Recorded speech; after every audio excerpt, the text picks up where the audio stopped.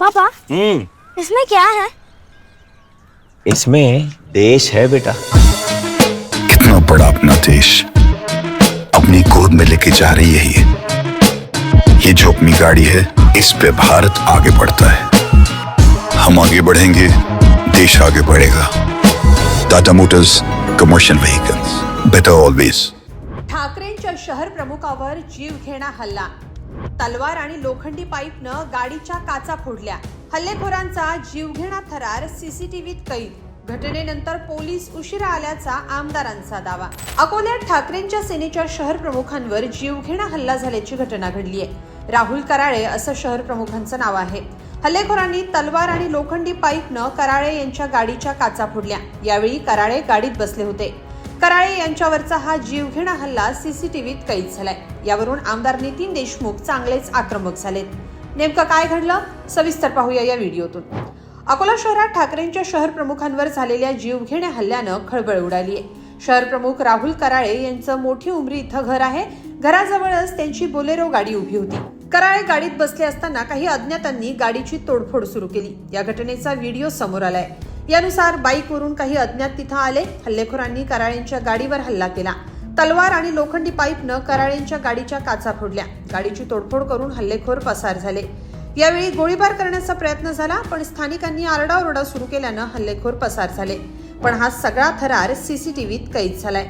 माझ्या जीवाला धोका असल्याचा आरोप कराळेंनी केलाय। हल्ल्याच्या वेळी काय घडलं होतं याचा थरार राहुल कराळेंनी सांगितला। पाहूया। मी 9:15 वाजता माझे गाव आगर येथून मोठी उमरी येथे माझ्या निवासस्थानी येत असताना अचानक माझी गाडी थांबल्यावर 5 ते 6 युवक हातामध्ये पाईप तलवारी घेऊन माझ्या गाडीवर आले।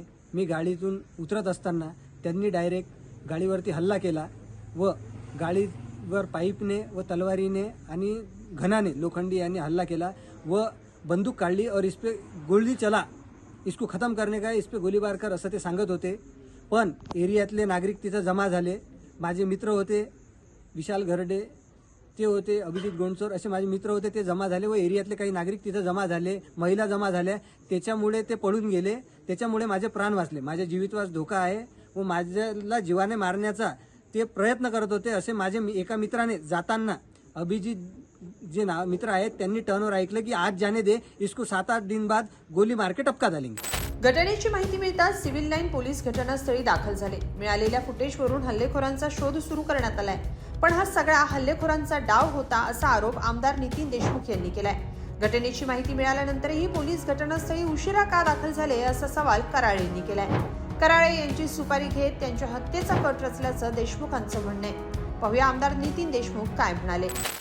रात्री 9:15 दरम्यान शिवसेना शहर प्रमुख राहुल कराळे यांना काही लोकांनी जीव मारण्याचा जो कट रचला होता, दुर्दैवानं ईश्वराच्या काही आशीर्वाद असल्यामुळे आज ते त्या घटनेपासून वाचले। काही लोकांनी 3 लोक अचानकपणे गाडीवर आले आणि त्यांच्या गाडीवर पाईप आणि तलवारीने हल्ला केला।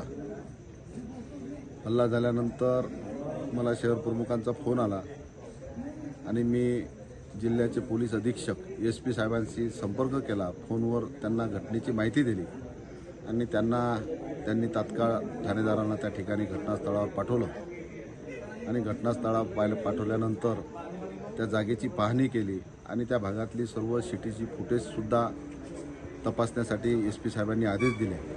आता रितसर ह्या ठिकाणी सर्व शहर प्रमुख व सर्व पदाधिकारी आम्ही रितसर पोलीस स्टेशनमध्ये आता रिपोर्ट देण्यासाठी आलो आणि निश्चितपणे पोलिसांनी 12 घंट्याच्या आत जे हमलेखोर लोक होते त्यांना 12 घंट्याच्या आत अटक करा, अन्यथा आम्हाला नाईलाज असतं।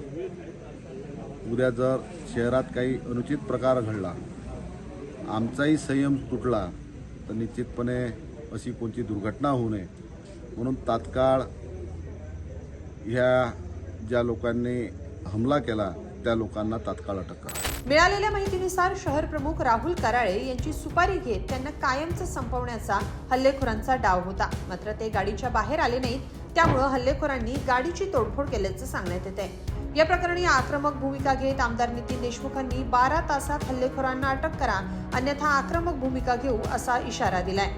कराळे यांच्यावर गोळीबार करण्याचा हल्लेखोरांचा डाव होता. त्यांच्या हत्येचा कट रचला जातोय. ही माहिती पोलिसांना देऊनही पोलीस उशिरा आल्याचा आरोप कराळेंनी केलाय. सध्या सीसीटीव्ही फुटेजवरून हल्लेखोरांचा शोध पोलिसांनी सुरू केलाय. याबाबत काय कारवाई होते ते पाहावं लागेल. पण या घटनेबाबत तुम्हाला काय वाटतं कमेंटमध्ये नक्की लिहा.